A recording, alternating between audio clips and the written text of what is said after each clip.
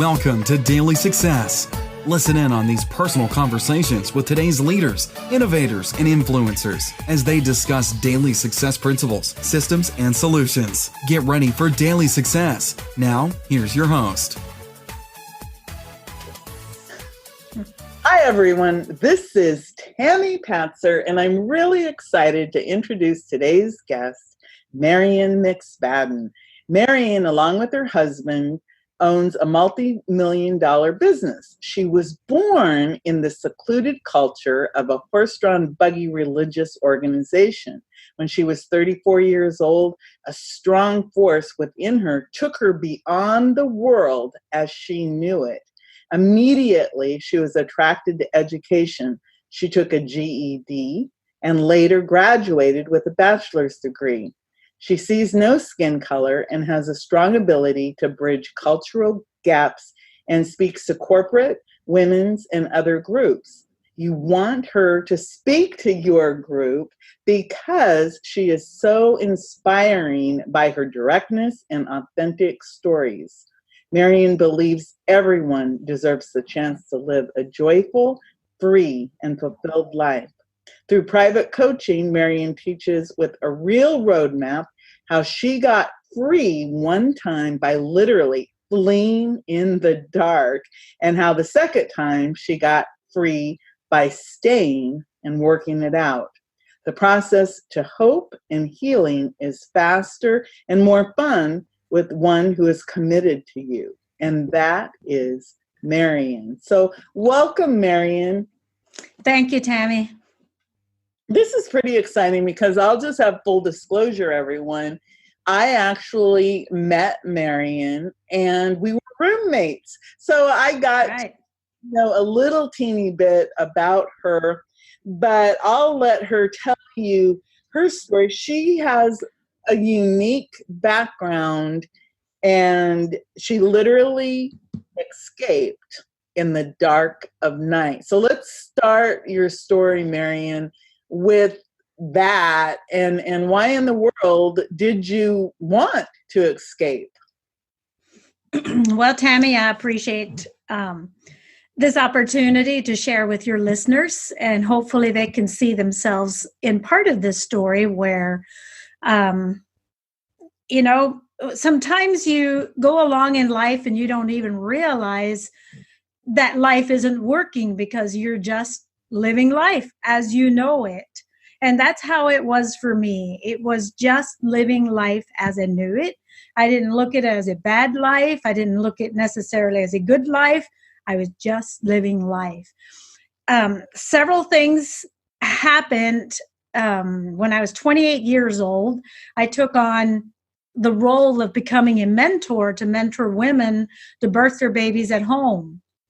In the culture that I grew up, that was kind of common for people to do that. And at that time, they were needing someone. So I took some education and got some practice working with other midwives in neighboring communities and got to see the delightful, babies growing in the womb and then being delivered in their homes, and some of them in a water tank. In their homes. And I saw so many courageous women just doing a beautiful job of bringing those babies into the world. And that was an awesome experience, but it was a hard responsibility. And I didn't realize how broken my heart was till the weight and the responsibility of other people's lives were resting on my decisions, and they were looking to me. They took responsibility that, birthing was their choice to have a baby, and it was their choice where they birthed the baby, and they were where they wanted to be. For some people, when they go into labor and they're ready to have that baby that they're looking forward to, some people feel at home when they go through those hospital doors and they feel safe. Other women, if they go through those hospital doors, it's like, I'm in trouble. This is bad. I don't want to be here. They want to be home. And those were the women that I worked with, the women that said, I want to be home. This is my happy spot. So with that came responsibility. And from 28 to 34, I had been primary caregiver for 75 babies. And I think part of that weight with my broken heart to begin with began to weigh me down so heavily, like I felt I would physically die if something didn't change. And it wasn't like I was like really hemmed in, but emotionally I was becoming overcome and I didn't know how I was going to survive. And I think there's a lot of listeners that have also experienced seasons in their life, and maybe this is their season now, that they're in that oppressed place where they don't know how to live life just the way they know it. It may not even be like a bad life, or it could be. It could be that they are in circumstances where, there's threats on their life of whatever could be going on with an abusive relationship or somebody severely controlling. I was controlled, but mostly it was in my head by the way I was raised. I was indoctrinated. This is how you do life. You don't have any other choices. This is your life. And if you do something else, that would not be good for you. So getting to the place where I felt like I couldn't go anymore started a little bit of a search on the inside, not very much. And it was like when I started doing that, and it didn't look very pretty for me, it came through crying. When I was young, I seldom cried because tears didn't have a lot of value in our home. It was a little more like, okay, we've heard it now. If we cried about getting hurt or something. And then there's a particular moment when I was in second grade that I hit my head on the corner of the chimney when we were playing outside. It was a concrete chimney. And it hit the corner and it was like, hurt really bad. And I cried. I was in second grade and my teacher called me a crybaby. And I said, I'm never going to cry again because tears have no value. And from that moment on, no matter what happened, I just crammed everything down, shoved all of my emotions, all my feelings down into some container on the inside that was never meant to carry all that. And so all the heartbreak, the hurts that started at a young age, just, I think, reached a climax by the time I was 34 years old. And with the responsibilities, I got to a place where it was so heavy, I just cried. I walked the country roads by myself and I cried so intensely. It would like literally, it's all I could do is just to handle that in one moment. But through that, there was like this cry for help that started being answered. And it came through people. Different people at different times started coming and intersecting my life. And they didn't make a big shift in my life, but they influenced me. And it was almost like they threw this rock or this, this little stepping stone to cross the river. Like they started throwing out rocks where I could start walking out in the water to make that cross over to the other side. And I didn't know even I was going to do that yet. But through that search, there was this movement starting to happen. And I think all of us can do that too, no matter where we're at in life, whether we're successful or not successful.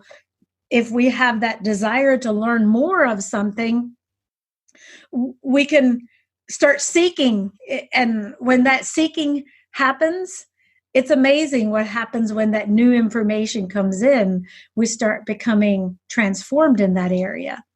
So maybe it's in our business we want to get better at something, and we can transform an area in our business just by starting that seeking pattern and then taking in the information and responding on it. And that's really all that I did, was I responded to the information that came. And in this secluded culture community, very confining as far as what you can do, I started being like led out of that, like I was going to go somewhere else, like I was going to cross that river that was the forbidden river to cross. And but it was pretty intense because remember, I was heartbroken already, and the depression was so intense that just living life was a struggle. And then to go through these changes, it was more, I couldn't even begin to, I couldn't even see like beyond 1 minute at a time. It was like such a short vision, because I didn't know that I was going to be leaving.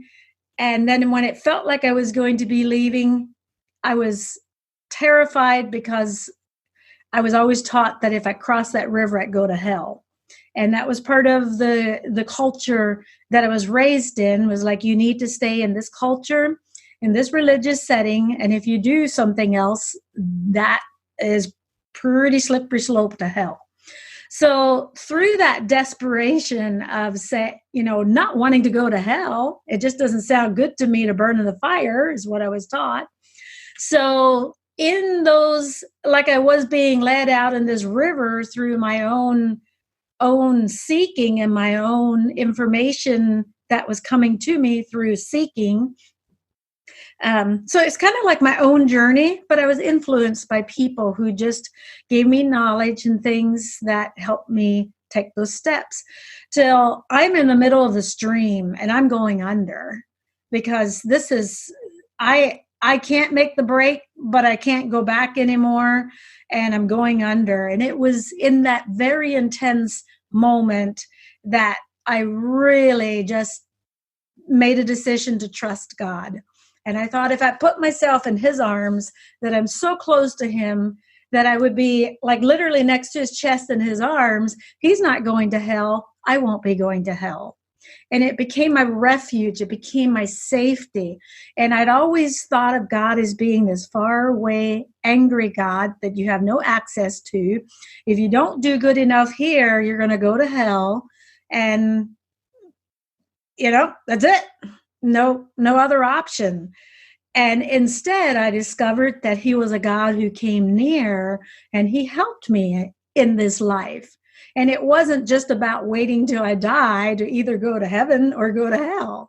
So in that moment of feeling like I'm going under and this is over for me, that's when I made that connection. And it was still like I was in the middle of the crisis of the river, and I didn't get instantly helicoptered out of there. I had to walk through that. But it was now all of a sudden I had a safety zone to go to. And that is how I continued my journey, being guided by people who were still just kind of intersecting my life, knowledge and information that I was learning. But now I knew that something precious had happened to me, and that I was going to need to have a voice. It needed to have a voice. I felt like a treasure had come to me, and it needed to have a voice. But I knew it couldn't have a voice in the secluded place that I was.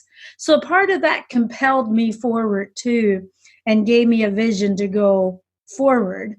And so that was where, in that crisis of knowing that I need to make that break, which brings us to where you asked me to talk about, that's where I literally left in the dark, because I didn't want to hurt my mom. I had two nieces that I was very close to, and they were 5 and 6 years old. I was around them almost every day of their life, and we had such a bond and connection. And I didn't know, would I ever see them again or what that would look like? But I had to do it because I knew that I was being sent to go somewhere. And Tammy, it is so interesting to me. You and I met at the New Media Summit, but it's so interesting to me how now my voice is being sent through podcasting, through speaking, through helping other people who want to cross that river. And I now have a private coaching where I help them make that journey. But in that dark moment when the turbulent waters, I mean, the stream was so strong in the middle of that breaking out, I never dreamed how that, what, you know, when you're in the crisis of your life or in a place where it feels like it's not working and how could I ever get out of it? I just want to look back now and encourage anybody who may be there. You don't have to stay there, no matter how limiting something may look. Maybe we're challenged in not being able to learn as quickly as somebody else, or, you know, whatever the limiting factor may be. Maybe we're in a relationship with somebody who doesn't give us the freedom that we're looking for, or, you know, we have a goal for something, or, you know, some people have a special needs child that needs the extra care or something. And there are many factors. Sometimes it's health, or you know, our job can be very limiting sometimes because you have to show up at your job. So I just want to encourage people that even though it is hard to make a break in something, it's a process. And if you start seeking and you start reading books, you know, the first thing that I did when I discovered that at the age of 33, I discovered in verbal communication, I was just visiting with another adult woman, when I was 33, and said, you know, I've never told an adult this story. And when I did, she says, oh, I was raped when I was 5 too. And, you know, that was the first time I ever realized that was the language that belonged to that event in my life. And that happened simultaneously surfacing while I was in that turbulence of that breaking out. So what I did was I immediately went to the library and got every book on rape and incest I could find, and I started reading it, started studying. I'm like, aha, now I know why, you know, this was going on in my life. Now I understand. You know, I wasn't just crazy. This is the result of something that should have never happened. And so I know that there is so much power in studying, perhaps on that brokenness or the limiting situation in our life, but at the same time, having that focus to getting beyond that limiting factor. And everybody's journey looks different. Probably there's nobody else that is listening to my voice that is in the exact same situation, but the limiting things were not like I was held captive, except by my mind. You know, my mind was the limiting factor in my life. And for me, it did mean that I had to really relocate so that I could continue to grow and learn and become this person that can now have the confidence to share with other people and to bring hope and prosperity, hopefully, into their lives, because I make a whole lot more money now than I did before I made these changes. So, so I mean, what a journey. I mean, if you know, I've been listening, and of course you talked about, you know, being in a very strict religious upbringing. You only had an 8th grade education, which is not even a high school graduate when you left. And of course you talk about having that feeling or having the guidance, you know, of, you know, let's just say God or universe, whatever we want to call it, that you did have some guidance coming to you, and that people came into your life, and then you started to educate yourself, and you actually learned about these, about what it was and why you were feeling the way that you're feeling. So now today, you actually work with people to help them make these major breakthroughs. And have you created a process, or do you have a roadmap? How do you work with people? Well, the first thing we need is the ingredients that somebody is ready for the change. And if they are ready, and this is what they know that they want to do, they decide they want to do something different, then the process will kind of unfold in the way that it works for them. We'll find what it is that is the limiting factors. And one of the things that happens early on is, if people aren't very clear, you have to start opening up, and because it's all within us. Nobody can help somebody else except that person can help themselves. We can come alongside, and that's what people did in my life. They came alongside my life, but it was ultimately up to me how I responded and what I did. But getting down to where we can start connecting to some that inner guidance that it can come in different stages. It doesn't always come the same for everybody. Some people get a dream or something, and all of a sudden they know something that's just like, this is the goal, and they know what they need to accomplish. They just need to know how to accomplish that. So I think for the people that I work with, we identify where it is, what is that one thing that they want to accomplish. And then we work towards that one thing. And then I would also like to say, I think there's a place that I really help people to, is when they get on the other side of that crossing, whatever that is for them. How do you not fall back again? Because sometimes the other side's a little sticky and muddy, and there may be some swamp ground, when you cross that river.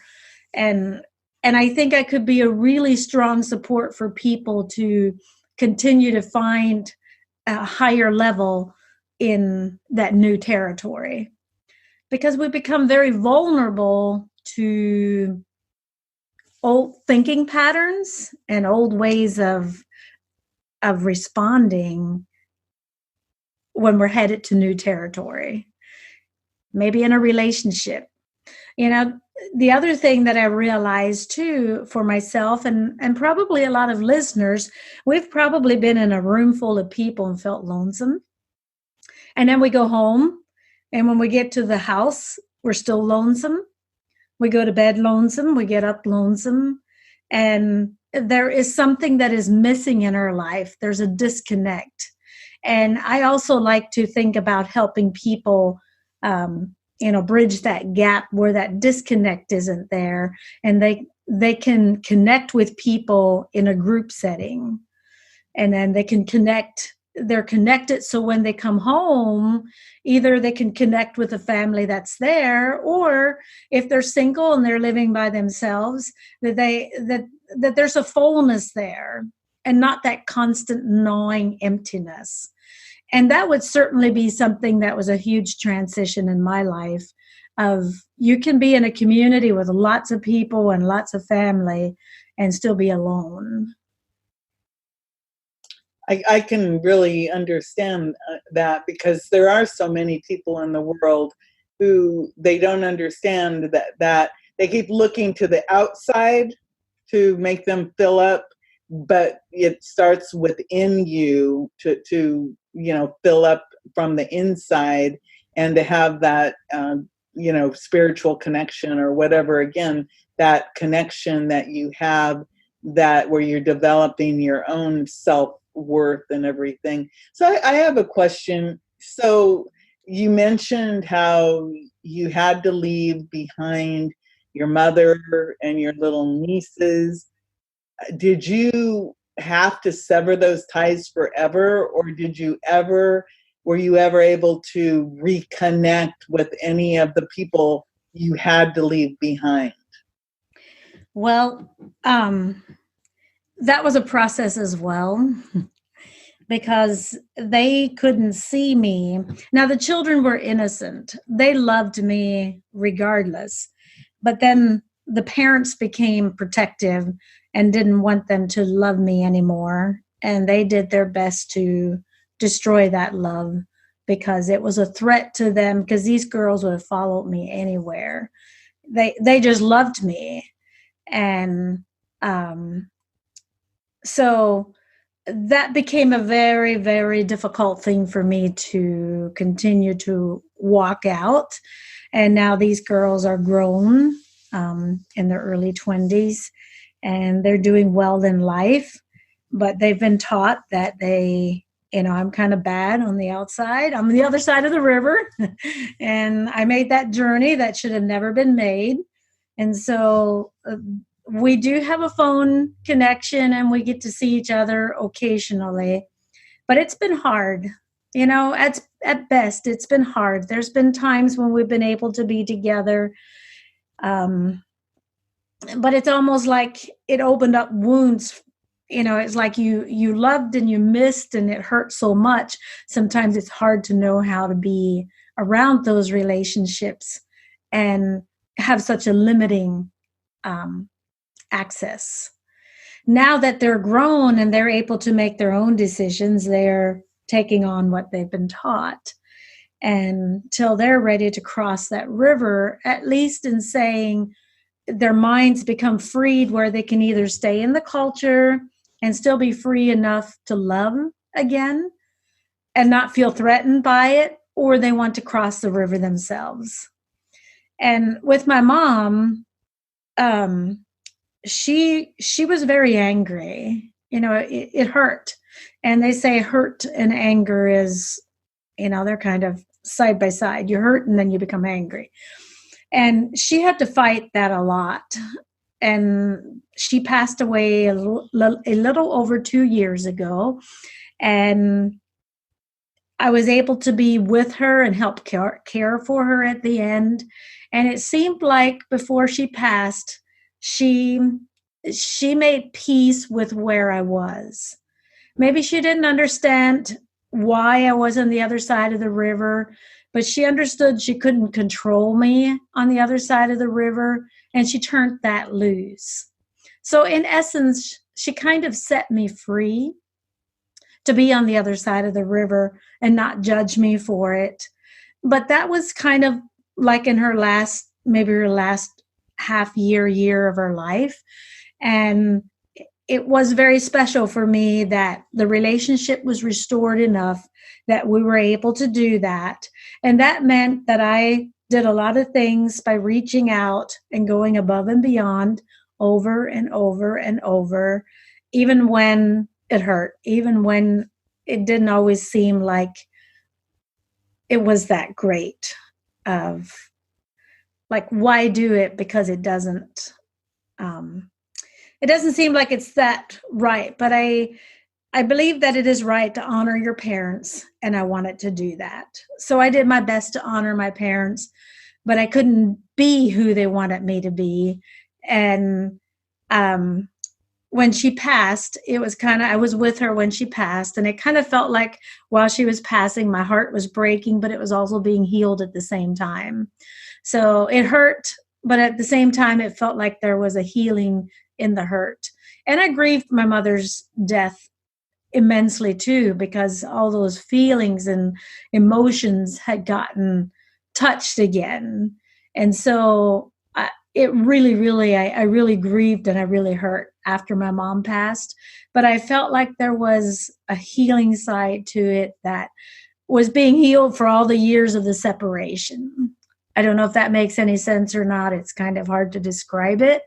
But I think I would encourage people in family settings, especially your parents, your children, do what you can to show them love and honor them in the right role. If you're the child, honor your parents. Doesn't mean you have to be controlled by them, but honor them. And if you're the child, and if it's your child, parents love their children, but you don't control them. So there's a way to love them. And do what you can to mend the bridges, or try to love them and not be part of the problem, but be part of the solution. And I used to think that, well, how can I be part of the problem? It seems there's problems everywhere in my life. And lately, I don't know when it happened, but somewhere in this growing journey, I say now I am part of the solution and not part of the problem, because if there is a problem, I will work with you to resolve the problem. Well, it's interesting because as you speak, I can get a lot of different scenarios come to mind that what you're saying could be a solution to, in terms of, you could be in a bad relationship, you could be in a cultural situation, you could be in like you said earlier, a work situation, but just in being thoughtful and trying to be the solution instead of the problem, just looking at it from that perspective changes everything around. And I'm glad to hear that you were able to at least reconnect with your mother, because our parents, they are our strongest bond, and it would be very difficult to, I can imagine the struggle it was, back at that time when you had to make that decision. I have to do this for me so that I can have the best life I can have, even though I have to leave behind the people I love and that life, and because it's not the life for me. And again, you could apply that to many different things when people have to face the fact that they're in a bad relationship, they're in the wrong living environment, they're with the wrong people. And you have to make that decision. So I can really see how, you would have to be very strong to have that breakthrough. And so now that's what everything that you're doing with your business and working with people is all about, making that breakthrough, right? Right. And it can happen perhaps in 3 levels of that. The first one would be if you're on the side of pain, the loneliness, and you don't really know what it is that you want to change or how you could change. I could help somebody discover that. And then we start the process to break free from that.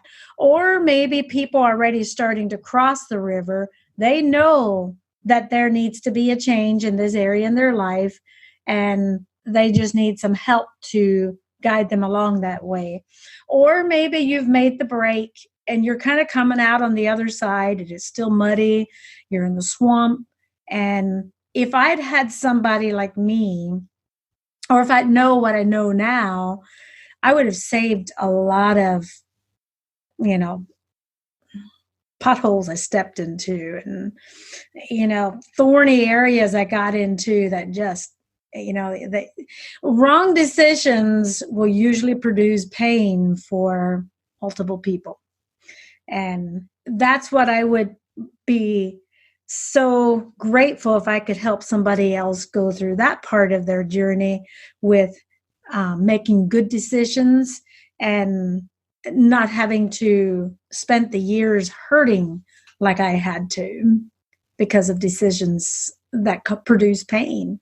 And sometimes it takes years to be healed from those hurtful things. I wanted to believe when I was on the other side of the river, I was going to be pain-free. And I experienced a lot of rejection on the first side of the river. And I thought, now that I'm on the other side, I will not be rejected again.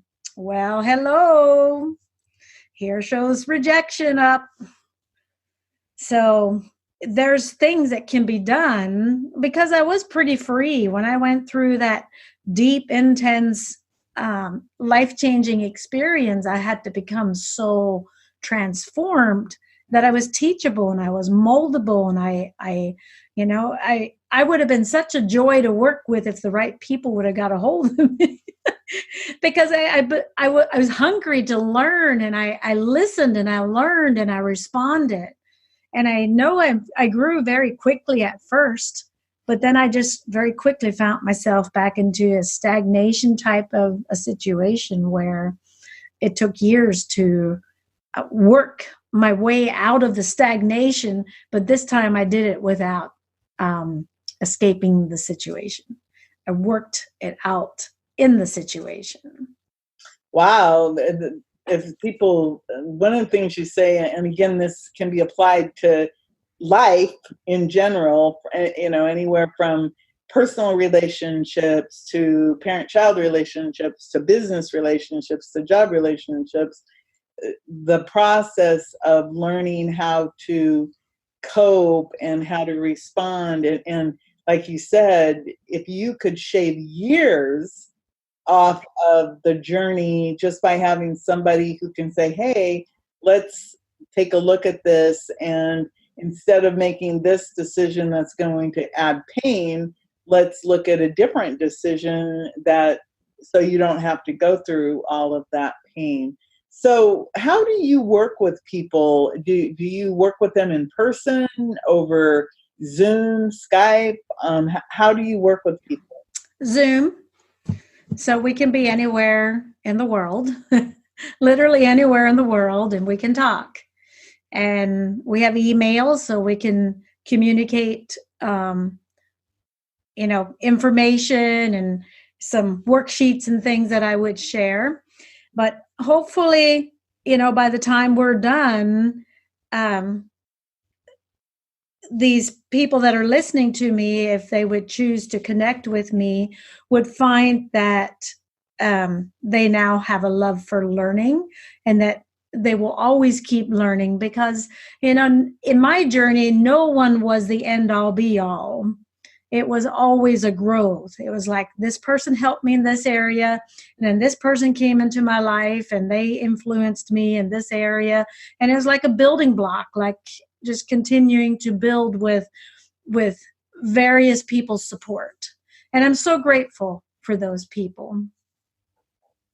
Well, I think you're really right that if we were to stop and just think about all the people who have affected our lives in some way, both good and bad, sometimes it may have been just a comment.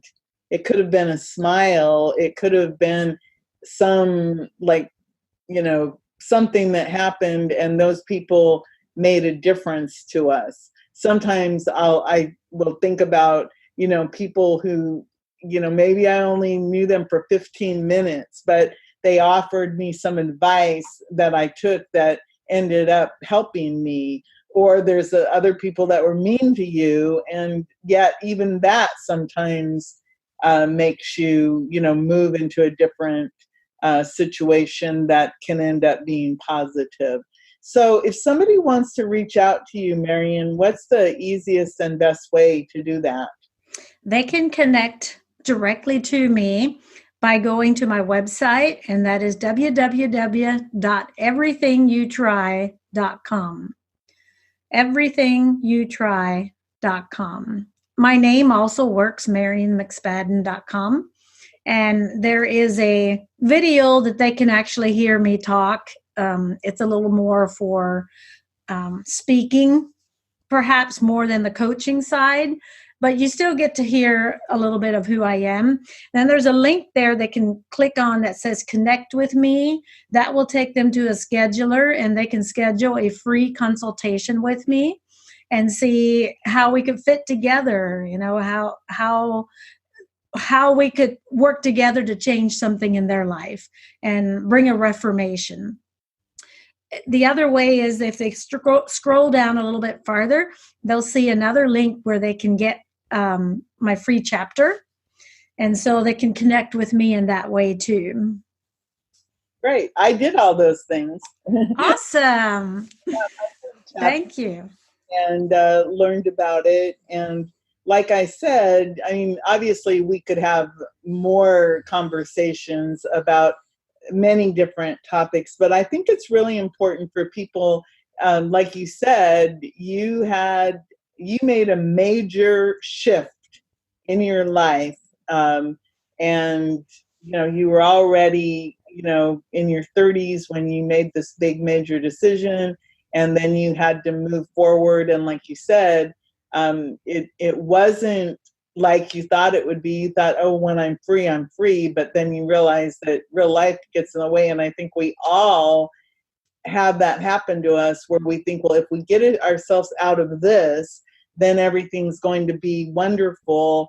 But then we forget that real life has its ups and downs, but we keep moving forward, and that we all need support systems. So it sounds like you have some answers for people, and I highly recommend that everybody that you do contact Marian and take her up on that offer, have a free conversation to find out, well, maybe she can help you or guide you or direct you in a certain direction to help you get unstuck, no matter what your situation is. And I think that's the big takeaway for me, Marian, is that your background doesn't necessarily have to apply to personal or business, but it's kind of a whole life type of a situation that you could help somebody with. And it doesn't matter if it's a personal problem or a business problem, that if they talk to you, you can provide them with some insight that could help them, get unstuck or listen to that inner guidance system. That's what I got out of listening to you today. So, that you need to listen to that inner guidance system, and that can be the beginning of something really powerful to change your life. So before I let you go, do you have anything else that you'd like to add? Well, you mentioned sometimes you just meet people for 15 minutes and they still impact your life. I immediately remembered early in my breaking out, I actually happened to be in the Colorado mountains for a short time after that. And I decided I was going to go climb a mountain. I wanted to go climb a mountain. I wanted to go up high. I wanted to go up. Everything about me was thinking forward and up. So I'm a novice. I buy a new pair of shoes that are a little bit too stiff and don't fit my feet perfectly well. And I'm not well prepared with water. I'm not knowing what part of the day I'm starting. And it was only like 1,500 feet climb, but that's still a pretty good uphill climb. And so I start out. I hear there's a path. I hear there's a trail. I start out and I don't go far. I see a sign like, watch out for bear. So my fear level goes way up, but I don't quit. I keep going. I get a blister really quickly into the journey because my shoes are not broken, and they're a good stout hiking shoe, but they're just stout, and they hurt so badly by the time I came back. So I run out of water. I only had a small amount of water with me, and it got hot, and it was a time of the day that it really got hot. So I'm suffering, but I'm going up this path, and this very accomplished hiker comes along, and she was a female. And for some reason, she could have gone so much faster than me. She walked alongside with me for a little bit. And she showed me that you can conserve a lot of energy by finding the path of least resistance. Don't try to, there were stairs, stone steps in some of this path. And I took them head on, like whatever was in front of me, I stepped up on the highest place to get on top of that. And she showed me if you find a side somewhere where you have smaller, even though you may take 3 or 4 steps to get to that next level, it doesn't take near as much energy. And you have no idea how often that advice, because I was kind of like, head on, we'll just grab this thing and here we go. Well, sometimes that's not the best way to do life. And that little help that she gave me helped me so much on that hike, but it also was something that stayed with me. And she probably just walked with me 10 minutes or less. Wow. So that is really good advice on so many levels.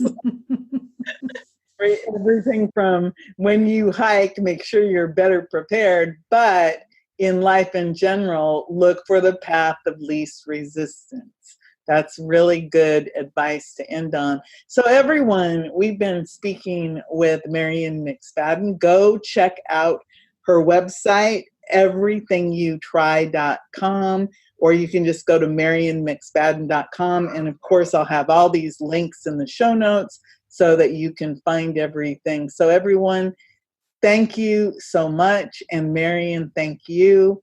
And everyone, go make it a beautiful day.